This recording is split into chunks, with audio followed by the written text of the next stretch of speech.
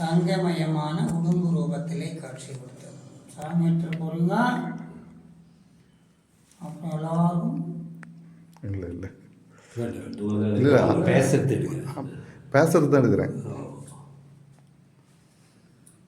ராஜேந்திர சோழனுக்கு தங்கமயமான உடும்பு ரூபத்திலே காட்சி கொடுத்தார்.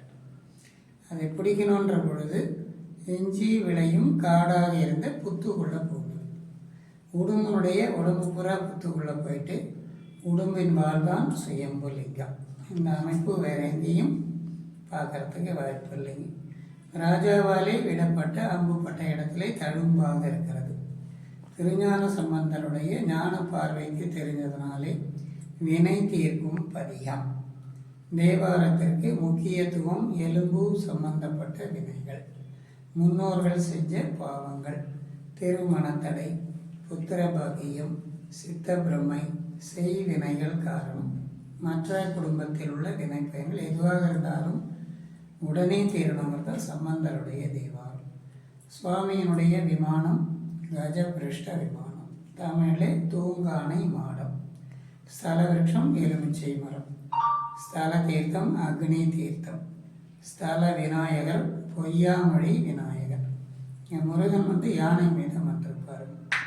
திருப்பரங்குன்றத்தில் தெய்வ யானையினுடைய திருமண கோலத்தோடு இங்கே காட்சி கொடுக்கணுன்றது இந்திரனுடைய வேண்டுகோள். அது வரைக்கும் பின்னாடி பேனரில் படிச்சுட்டு எங்கள் முருகன் மட்டும் இருக்கிறார், நல்ல யானையை காணும், தெய்வ யானையை காணும், கையில் வேலை காணும் அப்படின்னு நீங்கள் கேட்கலாம். அப்போ தான் உங்களுக்கு புரியும்.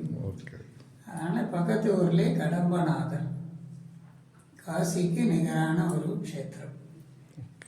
பாலாலயத்தில் இருக்காருங்க. இப்போது கும்பாபிஷேகம் ஆகலை. அவருடைய உத்தரவுப்படி முருகன் மட்டும் வந்தார். மலையன் மாகரன் 2 அசுரர்களை வதம் பண்ணுறதுக்காக. அதனால் தெய்வ யானை வரவில்லை. அந்த வேல் மாகரன்ற அசுரனை இங்கே வதம் பண்ணதுனாலே திருமாகரல்.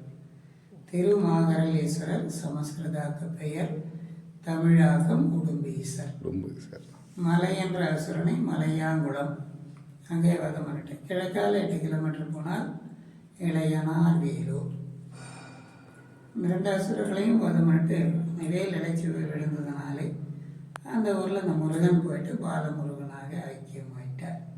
இங்கே மாசி மாதம் மகம் நட்சத்திரம் தீர்த்தவாரி. மகத்துக்கு முன்ன 10 நாள் பிரம்மோற்சவம். அகஸ்தியர் பூஜை பண்ணதுனாலே அகத்தீஸ்வரர். சுவாமிக்கு 12 திருநாமங்கள். சுவாமியுடைய வரலாறு.